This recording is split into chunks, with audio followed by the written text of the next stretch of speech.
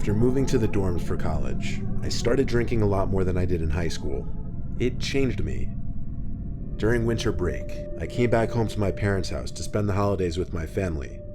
New Year's was just becoming a holiday that I looked forward to, since it entailed a lot of partying with other people my age. It was New Year's Eve night. My parents were out at a friend's party. I had my two best friends over. I'll call them Jim and Steve. That was really our hometown squad back then. We didn't have that many other friends that liked to go out. I had them over to drink and hang out while we figured out our plans for the night. Jim apparently was talking to this girl who invited him to a party across town. She told him that we could come too, so that was our plan. We downed a few shots of rum, then polished off a few cans of beer each, and we each were pretty drunk. Jim called an Uber to the address the girl gave him, and we all split it 3 ways. Jim said he never met this girl, but that they matched on Tinder a week ago, and that she was really pretty and seemed cool based on her texting style. The Uber driver pulled us up in front of some storage-looking building. This was apparently the address. We were confused. Jim read the address over, and we all confirmed on our phones that this building was what came up under the address. Before allowing the Uber driver to leave, Jim confirmed with the girl he was talking to that it was in fact this building and not a house. Almost instantly, she texted back confirming this. So we all got out from the Uber, and then he slowly disappeared down the street. We made jokes about not really wanting to go in and calling the Uber to come back, but ultimately we ended up just going in. We looked for an entryway, and it seemed there was a small door left open with a big guy standing by it. We approached him and asked if this was the party. He nodded his head and pointed in the doorway without saying a word. Pretty sketchy. We walked into this very dark, narrow hallway, following a lone ceiling light hanging at the end of the hall. We were getting closer to the sound of the loud, rumbling music. We got to the end of the hall and found the opening to, I guess, what was supposed to be the party floor. It wasn't nearly as big on the inside as the outside. It was very dark, the only lighting being from a couple cheap-looking strobe light machines. There wasn't a huge crowd, maybe 20 to 30 people sprawled out throughout the area.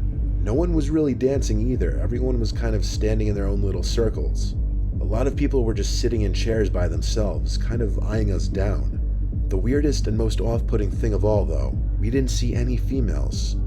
The music was very loud and hard to talk over, so we moved to a corner further from the speakers and the crowds.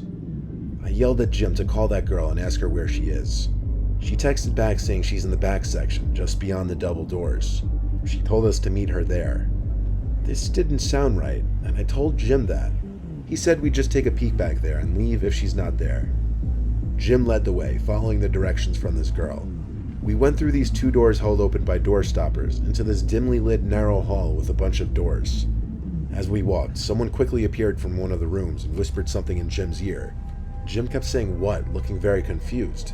Then he turned to us and waved his hand saying, "Let's just get out of here." We didn't question it. As we walked back through that little main dance hall, I could tell we were getting looked at again. Some big guy at one of the doors tried stopping us for whatever reason. We just walked through him back down the hall we came through. We noticed he was following us, and finally Jim yelled "run" and started sprinting down the hall. That's when I knew shit was real. We followed, and the guy behind us yelled at the top of his lungs, "Yo, stop them," probably to the guy standing at the entry door. He didn't really make an effort to stop us though when we ran back out the front door.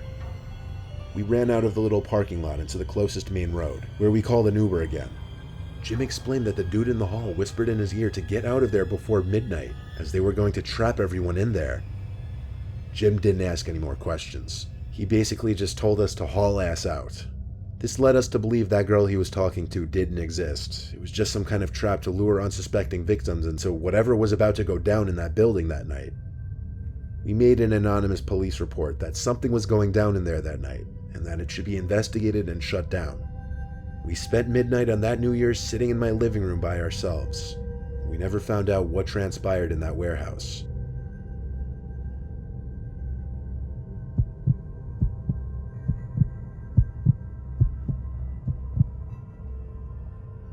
It was New Year's Eve of 2016. My girlfriend and I were hosting a party in my condo. I invited about 30 people and said they could bring whoever they want as long as they were respectful of my place. As we were setting things up for the party, we kept losing things and then finding them back in the same place a few minutes later, like the TV remote, her bag, or just anything we seemed to need at the moment. We thought we were just imagining it, but it kept happening over and over. We figured it was the two of us just accidentally moving stuff without the other knowing. Our guests started pouring in around 9 to 10. That's when we told everyone to arrive. Since my friends would be bringing friends, I positioned some of my surveillance cameras in rooms with valuables, such as the living room and the bedrooms.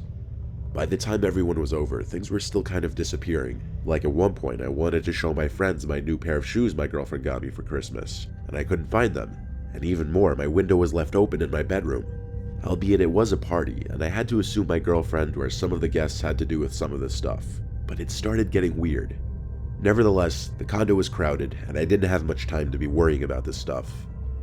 I told myself I'd check the surveillance footage after the party, or if things persisted, I'd check it during the party. There were a handful of faces I didn't recognize, but I met most of them through whichever friends brought them over. That time of the night that people either can't wait for or dread finally came, and we all started to gather around the TV to watch the ball drop in Times Square.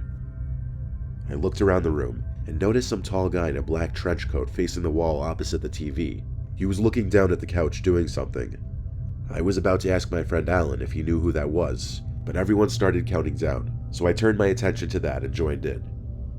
Everyone yelled Happy New Year and all that, and anyone who came as a couple got their New Year's kiss. And when everyone settled down a bit, I realized that tall guy wasn't in the room anymore.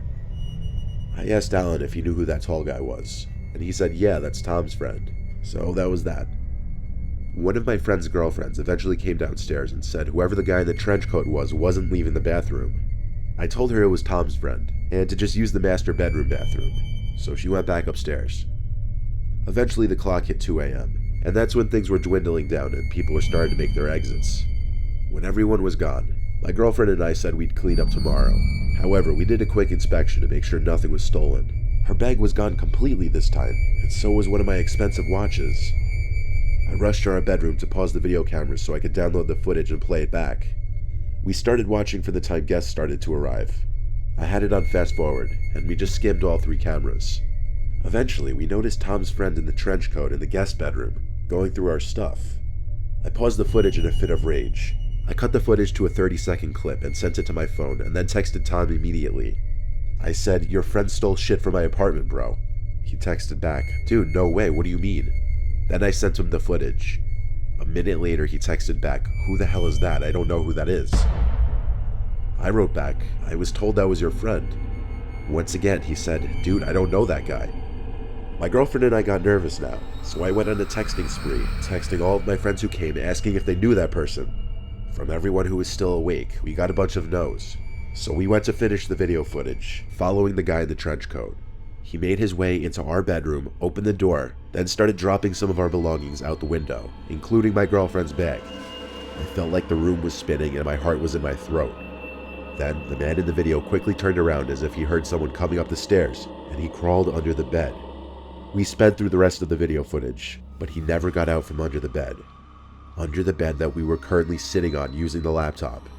I saw the fear in my girlfriend's eyes, and her temptation to scream, but I covered her mouth with my hand and whispered in her ear, "Run on the count of 3. But she couldn't help it. She let out a cry. So I had to yell at her to just run out of the room. I pushed her off the bed and followed close behind. I took a look under the bed before slamming the door shut, and I saw him down there under the bed. We made eye contact. It was an indescribable moment. We called the cops in the kitchen, both grabbing big kitchen knives. Police made it to my condo in like 3 minutes, but by that time the intruder was gone, and our bedroom window was once again open. He escaped through the window and got away with our belongings. I handed over the video footage files to the police department, and they would review it and record an image of the man's face. Of course, he was never found, at least not by our local police department.